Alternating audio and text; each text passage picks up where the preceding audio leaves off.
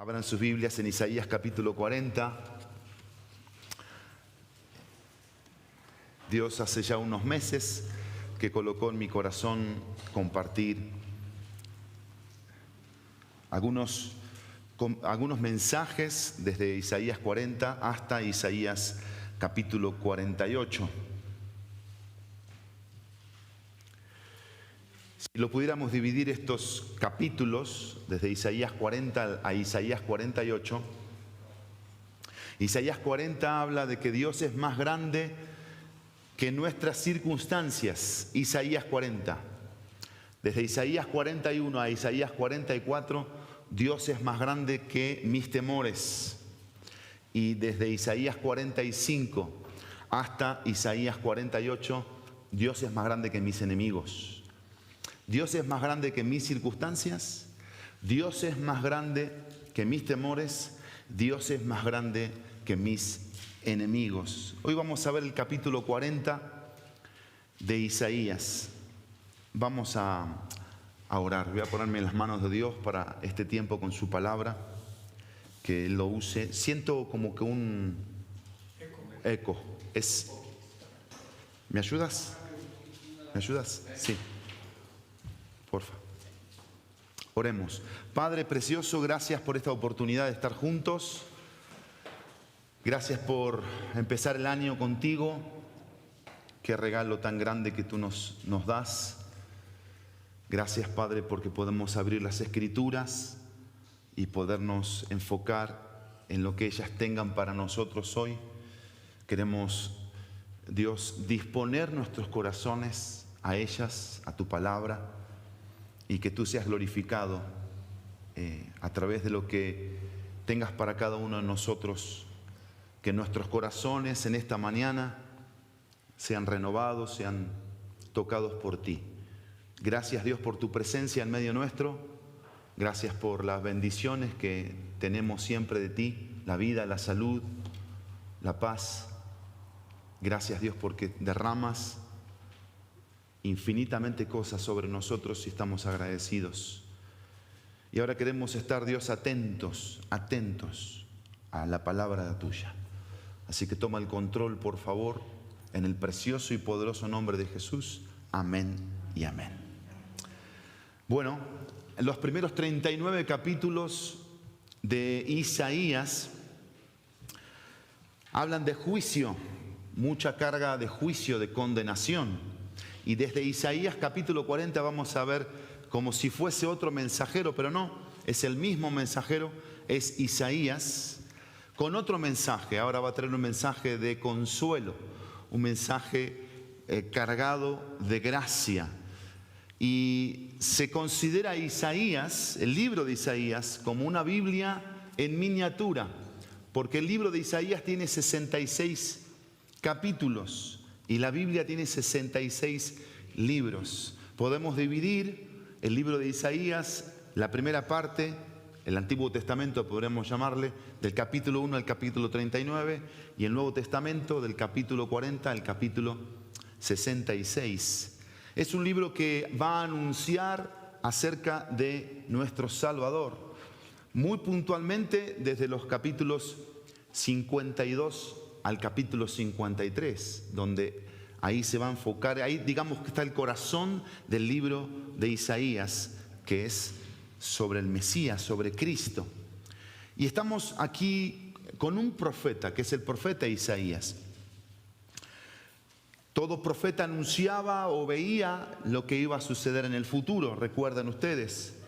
Cronológicamente los capítulos no están en el orden del original bíblico, Sin embargo, aquí estamos en el capítulo 40. Si tú lees el capítulo 39, simplemente para entrar en contexto, vamos a leer un poquito el capítulo 39, son pocos versículos. Dice en el versículo 1 del capítulo 39, en aquel tiempo Merodac Baladán, hijo de Baladán, rey de Babilonia, envió cartas y un regalo a Ezequías, porque oyó que había estado enfermo y se había recuperado. Se alegró por ello Ezequías y les mostró la casa de su tesoro, la plata y el oro, las especias y el aceite precioso, todo su arsenal y todo lo que hallaba en sus tesoros. No hubo nada en su casa ni en todo su dominio que Ezequías no les mostrara. Entonces el profeta Isaías vino al rey Ezequías y le preguntó: ¿Qué han dicho esos hombres y de dónde han venido a ti? Y Ezequías respondió: han venido a mí de un país lejano, de Babilonia. ¿Qué han visto en tu casa?, preguntó el profeta.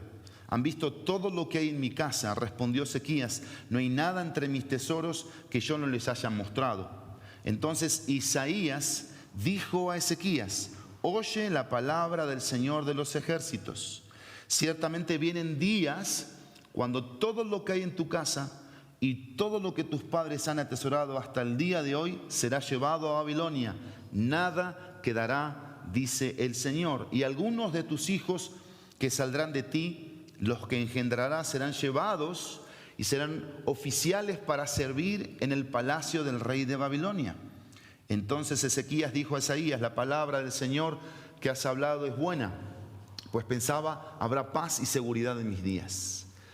El profeta estaba anunciando lo que iba a suceder con el imperio babilónico, como ellos, después del imperio asirio, iban a invadir, iban a arrasar con todo Jerusalén, iban a llevarse cautivos a parte del pueblo, iban a estar 70 años cautivos en Babilonia, y por consiguiente todas las miserias y las maldiciones que eso iba a traer para el pueblo. Cuando llegamos al capítulo 40, empezamos este capítulo con palabras de consuelo. Dice el versículo 1: consuelen, consuelen a mi pueblo, dice su Dios.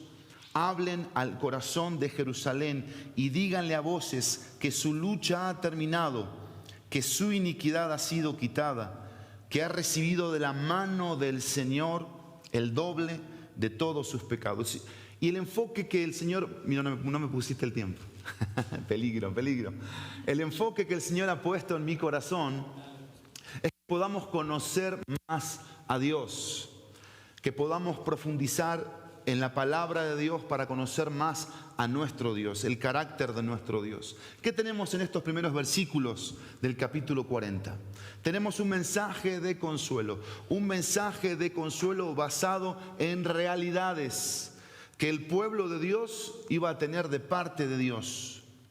Dios ve lo que nosotros no vemos, Dios ve el futuro y Dios sabe cómo van a acabar las cosas, Dios sabe cómo van a terminar las cosas. ¿Eso qué significa? Que a nosotros nos conviene estar alineados en una relación de dependencia hacia Dios, no en una relación de independencia o de autosuficiencia.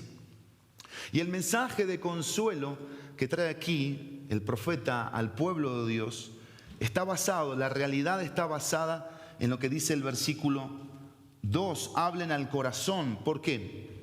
Porque es ahí donde radica el centro de todas las cosas, no la mente, sino el corazón. ¿Y qué tenían que decirle al corazón de forma tierna? Como si un muchacho estuviese queriendo conquistar a su novia. ¿Cómo le habla? Bueno, así tenía que hablarle el profeta, con ternura al pueblo, porque el pueblo sabía de lo que era el pecado, ya el pueblo sabía de lo que era la miseria, ya el pueblo sabía de lo que era el juicio, el pueblo sabía lo que era la condenación. Ahora el pueblo necesitaba un mensaje de consuelo, un mensaje de ánimo. Y por eso se le habla al corazón. Y dice el texto: su lucha ha terminado, su angustia, su batalla. Dice el texto que su iniquidad ha sido quitada y que ha recibido de la mano del Señor el doble por todos sus pecados. La angustia se le quita al pueblo. Dice el texto, el pecado ha sido perdonado o quitado. Y dice el texto que de la mano del Señor ha recibido el doble de todos sus pecados. La idea aquí del doble de todos sus pecados no es que el Señor le va a pagar doblemente juicio. No, acá el mensaje es contrario. Dios dice: tú debes 100, yo te voy a pagar 200. Esa es la idea aquí del doble por los pecados. Qué interesante es esto, que Dios aquí trae un mensaje de gracia, de misericordia, de amor. Y dice el texto aquí que habla de un tiempo. Su lucha ha terminado. Su iniquidad ha sido quitada. Dios sabe cuando tú necesitas perdón. Dios sabe cuando tú necesitas paz. Y por eso podemos pensar lo que la Biblia dice de Dios. ¿Qué dice la palabra de Dios en 1 Corintios capítulo 1, versículo 3? Si me quieren acompañar.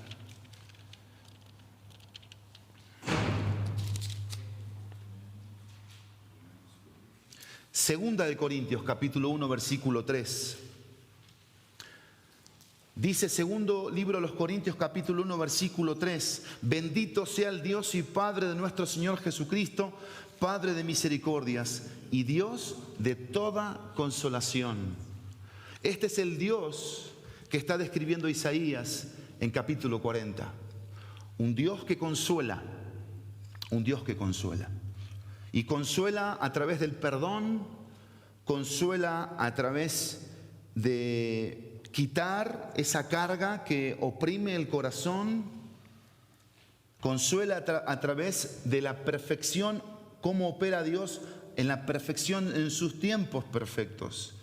Y consuela a Dios porque Él directamente viene a nuestros corazones. Él sabe cómo están nuestros corazones en esta mañana. Y este es el Dios que necesitamos conocer.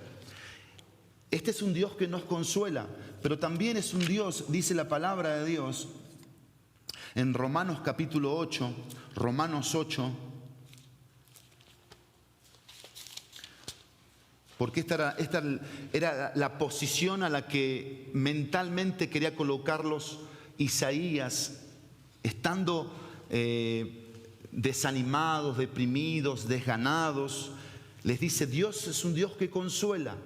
Ustedes ya pecaron y Dios a su tiempo, en su inmensa misericordia, les va a dar el perdón, los va a liberar, les va a quitar toda esa opresión, toda esa carga que están teniendo, porque Él es un Dios que consuela.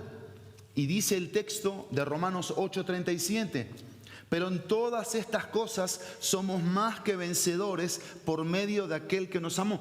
Así como el profeta, a través de la palabra de Dios, estaba colocando en la mente y en el corazón un mensaje futuro, pero a la vez presente, porque Dios conoce cuándo lo necesitamos. Es lo mismo para nosotros en esta mañana. Dios sabe qué es lo que tú necesitas en esta mañana.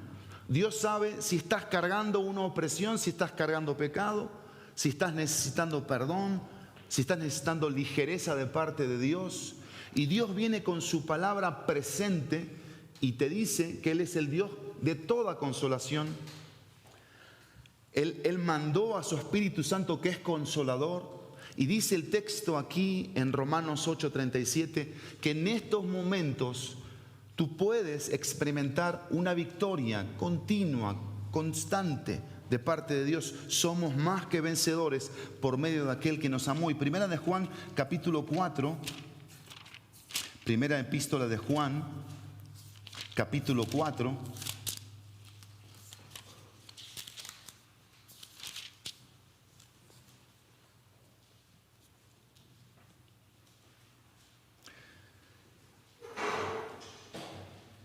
Dice el versículo 4, hijitos míos, ustedes son de Dios y han vencido a los falsos profetas.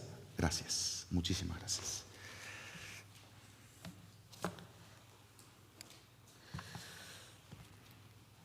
Han vencido, dice el texto, a los falsos profetas. El versículo 4, estoy en primera de Juan 4:4, porque mayor es aquel que está en ustedes que el que está en el mundo. Y habla de la victoria aquí, de la victoria que nosotros podemos tener de parte de Dios. Sigamos con Isaías capítulo 40, volvamos a Isaías capítulo 40. Tenemos que conocer el consuelo de Dios, un Dios que es consolador porque quita el pecado, porque trae perdón, porque trae liberación, porque trae victoria.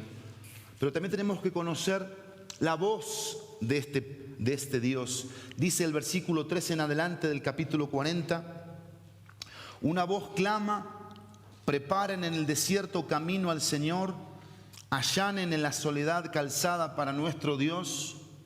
Todo valle sea elevado y bajado todo monte y collado, y vuélvase llano el terreno escabroso y lo abrupto ancho valle.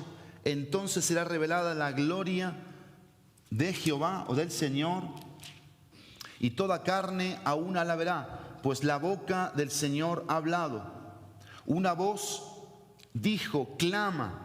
Entonces él respondió: ¿qué he de clamar? Que toda carne es como la hierba, y todo su esplendor es como la flor del campo. Se seca la hierba, se marchita la flor, cuando el aliento del Señor sopla sobre ella. En verdad el pueblo es hierba, se seca la hierba, se marchita la flor, pero la palabra de nuestro Dios permanece para siempre. Y aquí lo que tenemos que conocer de Dios es su voz, su palabra.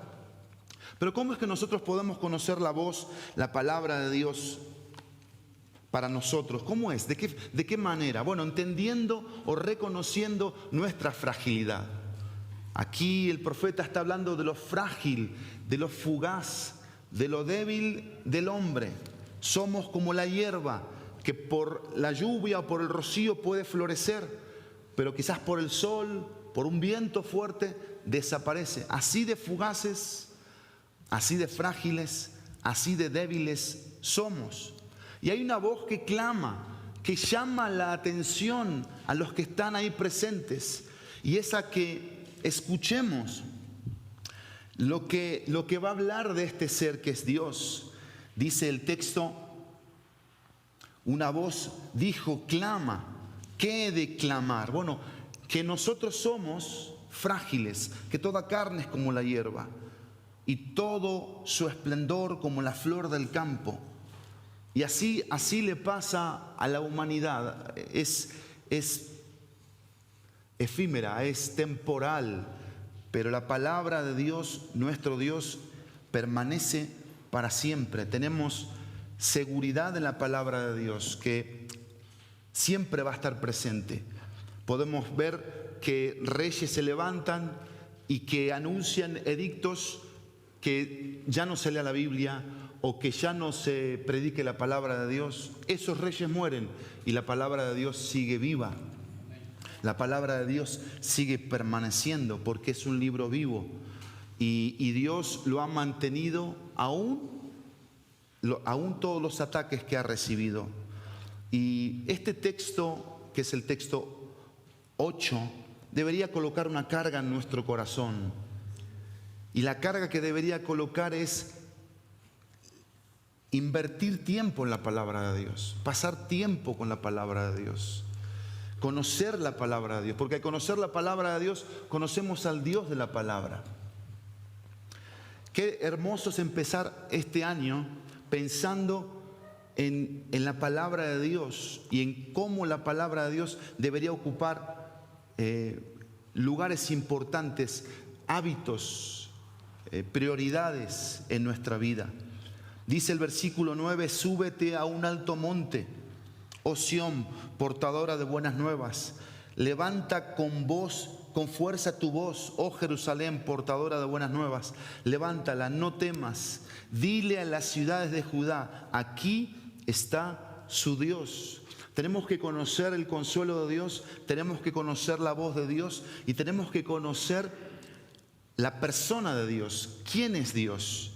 Y va a empezar a decir aquí el profeta el tipo de Dios que tenemos y que tenemos que verlo nosotros. Y si ustedes perciben, es más, yo les quisiera animar que vayan subrayando en la lectura que vayamos haciendo en los capítulos 40 al capítulo 48, algunas frases que se van a ir repitiendo. Y una de ellas es la que está en el versículo 9: no temas. Porque es un mensaje que el pueblo necesitaba oír. El pueblo estaba con temores. El pueblo, claro, ya habían sido tocados por sus enemigos, ya habían perdido la confianza, la seguridad, eran vulnerables y necesitaban un mensaje de seguridad, de confianza. Y eso iba a venir solamente si el pueblo hacía esto. Mira, esto. Quitaba la mirada de ellos mismos y la colocaba en Dios. Alguien dijo este dicho: si tú miras a las personas, te preocupas. Si tú te miras a ti mismo, te deprimes. Pero si tú miras a Dios, te bendices. Si miras a las personas, te preocupas. Si te miras a ti mismo, te deprimes. Si miras a Dios, te bendices. Y esa es la idea aquí. Dejar de mirar todo aquello que está a nuestro alrededor y aún a nosotros mismos y colocar la mirada en Dios. Porque tenemos que aprender a conocer a Dios, la persona de Dios. Dice el versículo 10, miren, el Señor Dios vendrá con poder y su brazo gobernará por él y con él está su galardón. Qué interesante que está hablando aquí de un advenimiento que es la venida del Señor. Y ese advenimiento debería siempre producir en nosotros preparación. El Señor va a venir. ¿De qué manera va a venir? Dice el texto, con poder, con autoridad, con control. Él no ha perdido el control, aunque el mundo esté vuelto al revés. Y eso va a seguir pasando. El mundo está patas para arriba, perdón por la terminología, pero Dios sigue en control. Y aquí nosotros tenemos que meditar, reflexionar. Él viene y dice el texto que viene con recompensa. Dios va a recompensar, Dios va a premiar a aquellos que estén esperándolo a Él, aquellos que estén colocando su mirada en Él. Que no perdamos de vista eso.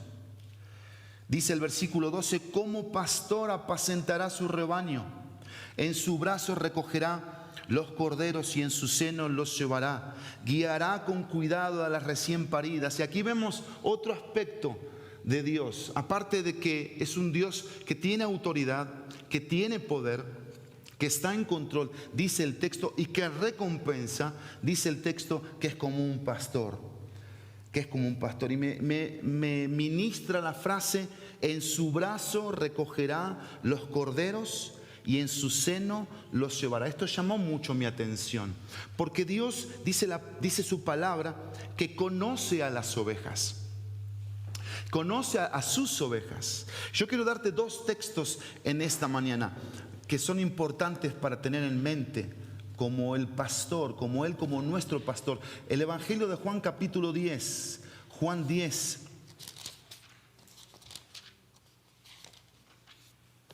Versículo 3.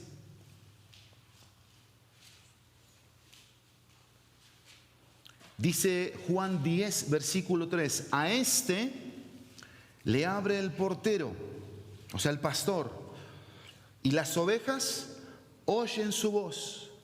Llama a sus ovejas por su nombre y las conduce afuera. El versículo 27 del mismo capítulo 10, dice el 3, que las llama a sus ovejas por su nombre y las conduce hacia afuera. El versículo 27, mis ovejas oyen mi voz, yo las conozco y me siguen.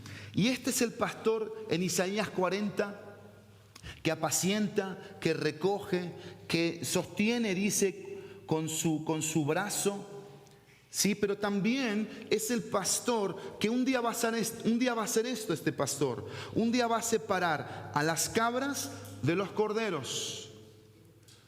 Y esto puede sonar muy feo de parte del pastor, pero así es, porque no todas son ovejas. Las ovejas son aquellas personas que han confesado a Jesucristo como su Salvador, como su Señor, que tienen una relación personal con Él, que lo consideran como la máxima autoridad en sus vidas, que su palabra es predominantemente presente e importante, la palabra de Dios. Por eso dice el texto 11 de Isaías que estamos viendo, guiará con cuidado a las recién paridas, porque eso es lo que hace el pastor. Claro que cuida, claro que provee, claro que protege, pero también guía. Y cada oveja de su redil es consciente de esto.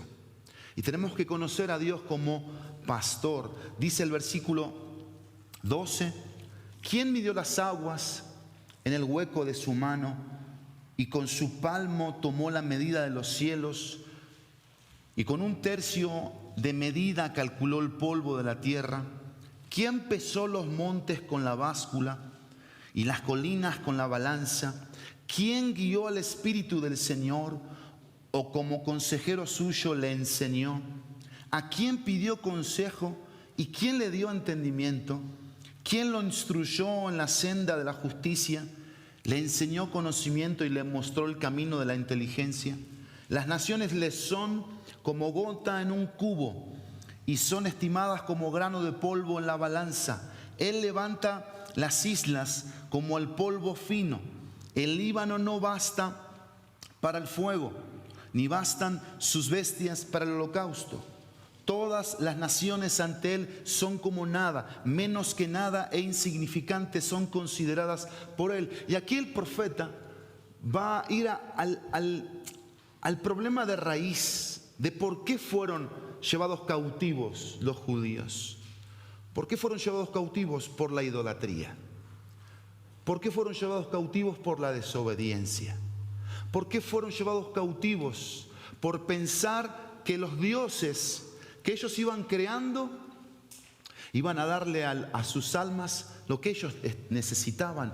Y aquí él va a hacer preguntas para que el pueblo pensara, para que el pueblo comparara sí, la creación, que si tú la ves es impactante la creación, pero lo que está diciendo aquí es que Dios es más grande que esa creación, porque Él la hizo, porque Él la creó. Y Él está por encima, esa es la idea aquí. Dios está por encima aún de todo aquello que Él crea, por más inmenso y majestuoso que pueda ser. Es decir, nosotros como sus criaturas tenemos que cuidar nuestros corazones de la idolatría. Podemos idolatrarnos a nosotros mismos, podemos idolatrar a nuestros hijos, nuestras esposas, podemos idolatrar el trabajo, podemos idolatrar un sueño, queremos alcanzar algo y lo podemos idolatrar. ¿Qué es idolatrar? Idolatrar es adorar, idolatrar es postrar, es entregar, es retribuir atención, honra, gloria a eso que solo Dios merece. Y aquí la respuesta a los quién, tú podrías poner en tu Biblia Dios. ¿Quién midió? Dios. ¿Quién pesó? Dios. ¿Quién guió? Dios. ¿A quién? A nadie. Dios no necesita consejo. Nadie ha venido a su presencia a decirle, a ver Dios, tú te estás equivocando en esto y tú necesitas escuchar esto. Dios no lo necesita porque Dios es el consejero fiel que nosotros necesitamos. ¿Quién lo instruyó? Nadie. Y el texto dice lo que son. Es interesante cómo el profeta coloca aquí con una sabiduría totalmente inspirada, por supuesto, de parte de Dios, no es para darle gloria a Isaías, la explicación para que se entendiera, no colocar la confianza, no colocar la esperanza, el deleite en las cosas externas y mucho menos adorarlas. Dice el texto 15, las naciones le son como gota en un cubo y son estimadas como grano de polvo en la balanza. Y está hablando de las naciones. Estamos hablando de miles y miles y miles de personas. Ahora ponte tú frente a Dios. Párate un poquito frente a Dios. ¿Qué te hace sentir eso? ¿Cómo te hace sentir eso? Recién veíamos que para Dios no somos desconocidos. Dios nos conoce por nuestro nombre. Sin embargo, eso no cambia la posición de Dios y la mía delante de Él. Yo sigo siendo algo chiquitito. Sin embargo, Él en su gracia y misericordia y amor me quiere elevar a una forma de ser y de actuar en función de lo que Él es. Pero nunca yéndome a un extremo de que yo soy importante. Yo soy el centro. No, Dios es el centro. Y Él merece nuestra adoración, Él merece nuestra atención, Él merece nuestro agradecimiento, Él merece nuestra admiración. Versículo 18, ¿a quién pues asemejarán a Dios? ¿O con qué semejanza lo compararán? El artífice funde el ídolo y el orfebre lo recubre de oro y el platero le hace cadenas de plata. El que es muy pobre para tal ofrenda escoge un árbol que no se pudra. Se busca un hábil artífice para erigir un ídolo que no se tambalee. Y aquí está esta manera de ser de los hombres que nos hacen perdernos. Cuando nosotros quitamos nuestra confianza en Dios y la colocamos en nuestras cosas y empezamos a hacer esto, miren, empezamos a esculpir y empezamos a crear, porque a veces las cosas se vuelven eso. Y aquí lo que me llama la atención es que desde el rico hasta el más pobre hacen lo mismo. Algunos, claro, con oro, otros con plata, otros con madera, pero generan un ídolo. Porque la tendencia del corazón humano es esa. Es buscar apoyos, seguridades en cosas que no son Dios.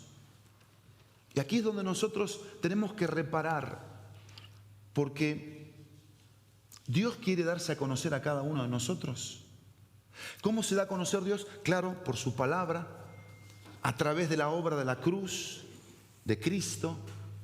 Él viene a tu vida en esta mañana y te dice cuánto te ama, el plan que tiene para tu vida, pero que no quiere que tú pienses que Él se va a acomodar a ti, sino al revés, que tú te debes acomodar a Dios y a lo que Él piensa y a lo que Él quiere, a su voluntad. Y no debemos nosotros empezar a hacer esquemas y planes escritos sin la actitud de esto que estoy queriendo hacer o esto que estoy queriendo planear, ¿qué tanto está involucrando a Dios? ¿Qué tanto está poniendo a Dios como lo más importante? ¿Qué tanto está mi pregunta en mi cabeza, en mi corazón? Dios, ¿qué es lo que tú quieres? ¿Qué es lo que a ti te importa, te interesa? Porque yo no quiero hacer nada que me aparte de ti, que me aleje de ti y que me haga no darte la gloria, sino dársela a otras cosas. Tenemos que pensar en esta mañana. Si en el año que se fue, Dios recibió la gloria de nosotros, si tuvimos una actitud continua, constante, en cuidar nuestros corazones de la idolatría. Dice el versículo 21, que esto es de llamar la atención también. Por ejemplo, yo conté las veces que en la NTV aparecen las preguntas en el capítulo 40. 23 veces hay preguntas. En las otras versiones son diferentes, pero aquí dice el versículo 21, ¿no saben? ¿No han oído? ¿No se lo han anunciado desde el principio? ¿No lo han entendido desde la fundación de la tierra? Estas preguntas llevan realmente al pueblo de Dios, como nosotros, a pensar, a reflexionar, a replantear dónde está Dios, qué lugar ocupa Dios, qué tanta confianza, qué tanta seguridad yo tengo en lo que Él es, en su consuelo, en su voz, en su palabra, en su persona, en su grandeza, en la realidad de lo que Él es. ¿Qué tanto ocupa Dios mi seguridad cuando las cosas no marchan bien económicamente o cuando las cosas no marchan bien circunstancialmente, hablando de las personas a mi alrededor, que las personas hacen cosas que a mí me desagradan? ¿Qué tanto yo estoy tranquilo de que Dios está en control y yo voy a confiar en Él, yo voy a poner mi enfoque en Él, voy a quitar los ojos de todo lo que está aquí y voy a ponerlo en Él, pero no los voy a quitar de Él? Ese es el punto. Y dice el versículo 22, Él es el que está sentado sobre la redondez de la tierra, cuyos habitantes son como langostas. Él es el que extiende los cielos como una cortina y los despliega como una tienda para morar. Ven aquí, muchos en la ciencia han estudiado si la tierra es redonda o plana. Bueno, yo le creo la palabra de Dios y aquí la palabra dice que es redonda. La palabra es redonda, ¿sí? Pero lo interesante aquí no es lo redondo, sino dónde está Dios. ¿Dónde está Dios en esa tierra redonda? Dice el texto que Él está sentado, porque Él tiene un lugar en su creación, Él tiene una posición, su creación no se lo quita. Nosotros muchas veces se lo quitamos, ese lugar. Cuando habla de sentado, habla de autoridad, de señorío, de gobierno sobre su creación. Y vean lo que es la creación. Dice que son como langostas. Y una vez más, entendiendo el principio que somos creación, somos creados. Nosotros no creamos nada, Dios lo crea todo, porque aún la vida que nosotros podemos llegar a tener o a proveer, en el caso de un papá y una mamá, que en el sentido del nacimiento de un bebé, no es de nosotros, no es por nosotros, es por gracia, misericordia y obra de Dios. No es que nosotros somos procreadores de vida, es Dios a través de nosotros que produce eso. En su inmensa soberanía, gracia, misericordia y amor. Y eso tenemos que tenerlo en mente. ¿Qué es lo que hace Dios con su creación? Él es el que extiende los cielos como una cortina y los despliega como una tienda para morar. Él es el que reduce a la nada a los gobernantes. Y acá es cuando nosotros tenemos que pensar que la seguridad no depende de los gobernantes, sino de nuestra fe en Dios, nuestro conocimiento de Dios, nuestra confianza en Dios. Y cómo caemos, cómo pisamos el palito en pensar que las decisiones que están tomando en ciertos países o en ciertas naciones van a afectar la economía, las ventas, van a afectar los negocios, van a afectar las iglesias, el futuro. Nada depende de los gobiernos. Aquí venlo, Él dice que reduce a la nada a los gobernantes. Y bíblicamente tenemos ejemplos. Estos reyes que invadieron, Sennacherib y otros más que invadieron Jerusalén, fueron reducidos a nada. Reducidos a nada. Ejércitos de miles y miles de soldados fueron muertos por un solo ángel de Dios. Un solo ángel se necesitó para que murieran más de 180.000 soldados enemigos. ¿Por qué? Porque Dios es más grande y Dios es más poderoso. Ahora la pregunta es, ¿Dios es más importante para ti? En tu mente y en tu corazón Dios es más importante, porque este va a ser el pensamiento que tú vas a trabajar para tener, que Dios es más y que Dios reduce y hace insignificantes a los jueces de la tierra. Dice el versículo 24, apenas han sido plantados, apenas han sido sembrados, apenas ha arraigado en la tierra su tallo, cuando Él sopla, Dios, sobre ellos se secan y la tempestad como hojarasca se los lleva. Temor de Dios debería producir la soberanía de Dios, porque Dios aún puede hacer eso en estos momentos. Y eso me hace pensar a mí, ¿qué tan hoy yo estoy enfocado en Dios, en su voluntad, en su persona? ¿Qué tanto mi corazón está entregado para conocerle, para amarle, para seguirle, para servirle? ¿Qué tanto mi actitud para con Dios es de respeto, de reverencia? Dice el versículo 25, ¿a quién pues ustedes me harán semejante para que yo sea su igual? Dice el santo. ¿Podemos comparar con algo a Dios? ¿Lo hemos hecho? Sí, tenemos que reconocerlo, tenemos que confesarlo, pero tenemos que dejar de hacerlo. Dios tiene que dejar de ocupar los segundos, los terceros o los cuartos lugares. Dios tiene que ser lo más importante para nosotros. Dice el versículo 26, alcen a lo alto sus ojos. La misma actitud del versículo 9, de ver a Dios, de dejar de ver las circunstancias, de dejar de vernos a nosotros mismos. Alcen a lo alto sus ojos y vean quién ha creado todos estos astros, el que hace salir en orden a su ejército y a todos llama por su nombre. Nuevamente, Dios, conociendo a cada uno de los que ha creado, pero también a los que ha comprado, conoce y los llama por su nombre. Por la grandeza de su fuerza y la fortaleza de su poder, no falta ni uno. Y esto a mí me llamó mucho la atención, porque Dios quería afirmar a un pueblo afligido, a un pueblo angustiado. Dios quería darle seguridad a un pueblo que estaba realmente derrotado. que no sabía, no veía más allá de lo que estaba enfrente de él, no tenía esperanza. ¿Y cómo le iba a dar esperanza Dios a un pueblo así? Bueno, llevándolo a él, mirándolo a él. ¿Cómo estás viendo tú este 2023? ¿Cómo te gustaría que fuera este año?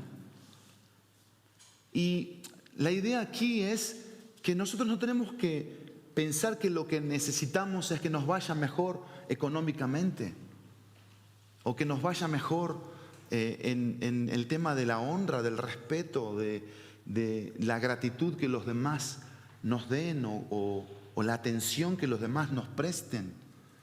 Cosas triviales, pasajeras, que no son necesarias para la vida. Lo que tú y yo necesitamos es darle todo nuestro enfoque y nuestra atención a Dios. Y empezar un 1 de enero afianzándonos, afirmándonos en la persona de Dios, en lo que Él es, en su voz, en su persona, en su grandeza, en su gloria, en su consuelo, en la victoria que Él nos da, en la confianza que tenemos que ir generando hacia Él, en eliminar todo tipo de cosas que nos desenfocan de Dios, empezando por nosotros mismos, la idolatría que pueda haber en nuestro corazón. Dejar de comparar a Dios, dejar de comparar a Dios. Nos vamos enseguida por las comparaciones, amada familia, nos vamos enseguida. Cuando algo no está en su lugar, enseguida nosotros bajamos nuestra mirada y nos desanimamos, nos deprimimos, nos angustiamos, nos enojamos.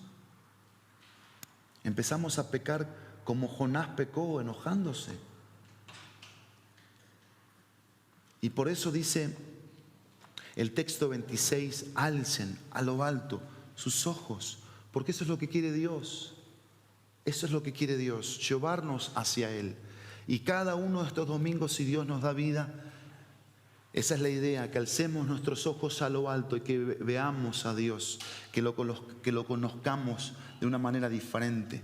Dice el versículo 27, ¿por qué dices Jacob y afirmas Israel? Escondido está mi camino del Señor y mi derecho pasa inadvertido a mi Dios. ¿Ven lo que pasa en el corazón? ¿Ven por qué estamos haciendo este énfasis?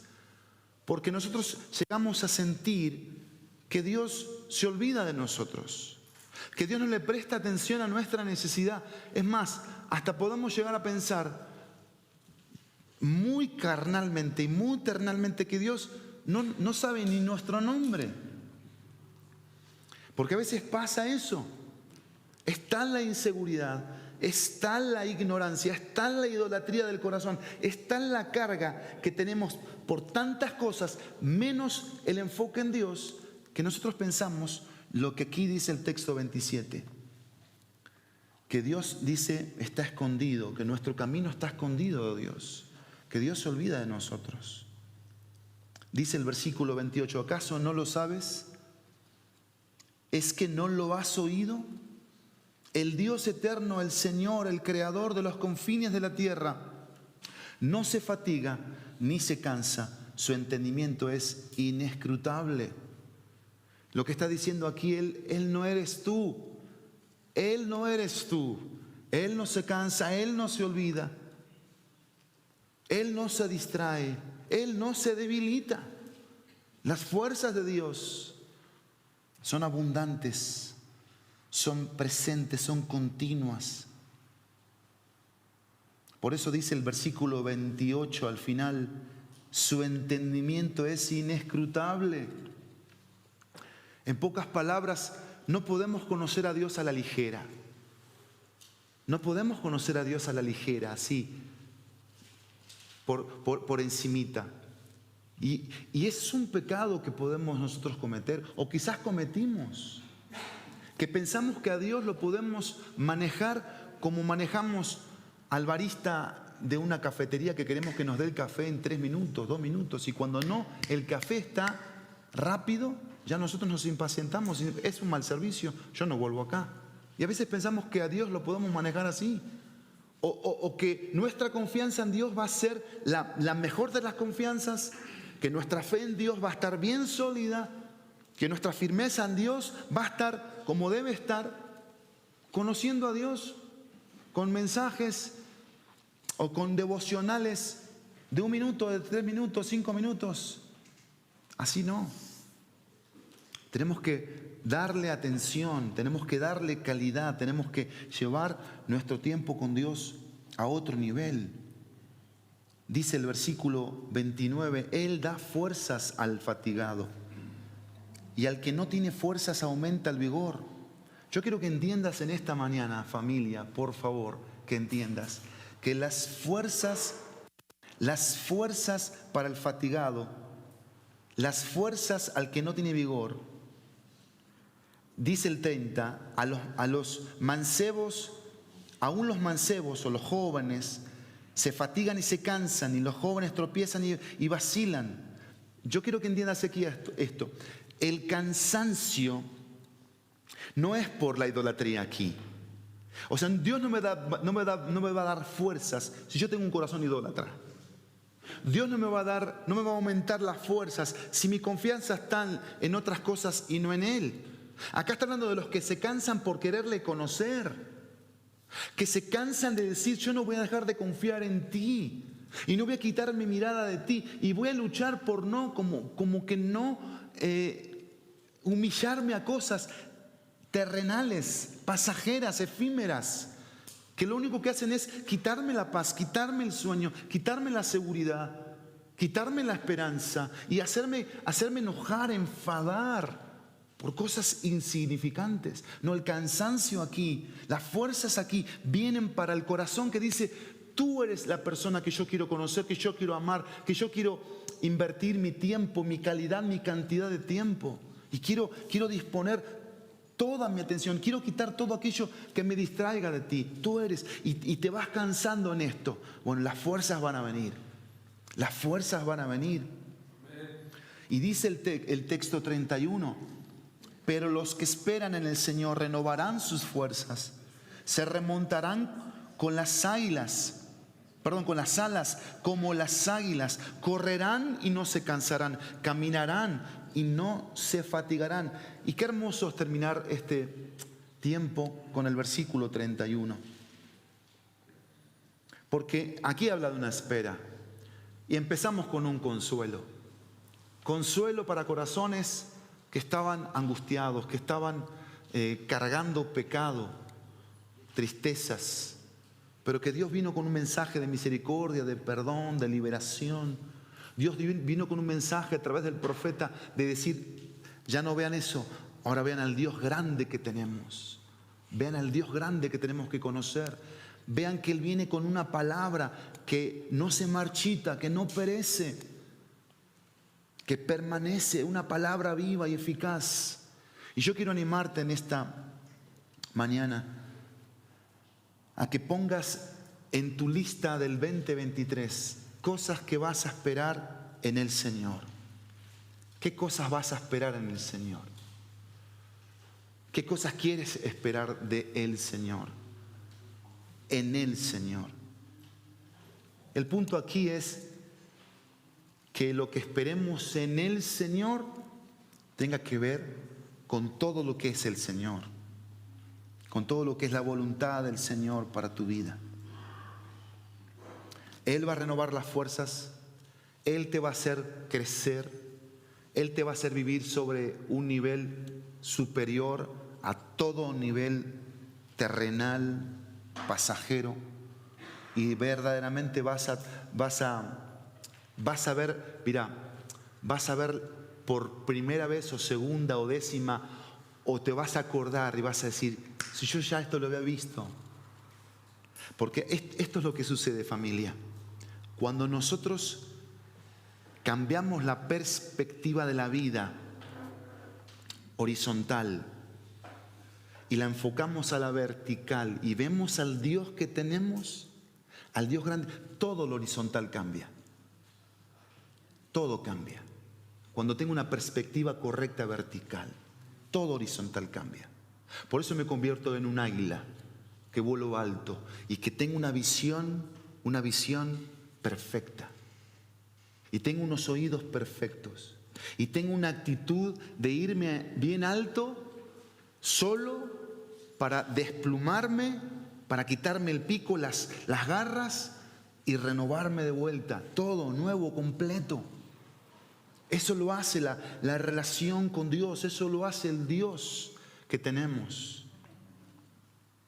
Dice el texto, correrán. Quizás ya dejaste de correr.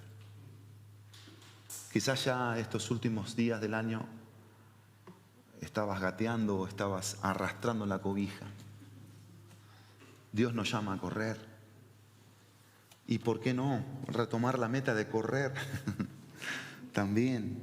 Pero dice el texto que no te vas a cansar. No te vas a cansar. Porque estás esperando en el Señor, no en las personas, no en los gobiernos, no en la creación, no en la iglesia, no en el pastor, en el Señor. Y dice el texto que de volar a correr y de correr a caminar. Porque Dios sabe quién vuela. Dios sabe quién corre, Dios sabe quién camina. Pero el punto es que aquí hay movimiento. Y en las tres vemos acciones de parte de Dios. Hay renovación para las águilas, no hay cansancio para los que corren, y no se fatigan los que caminan. Quizás tú estás corriendo, quizás ella está volando y quizás él está caminando.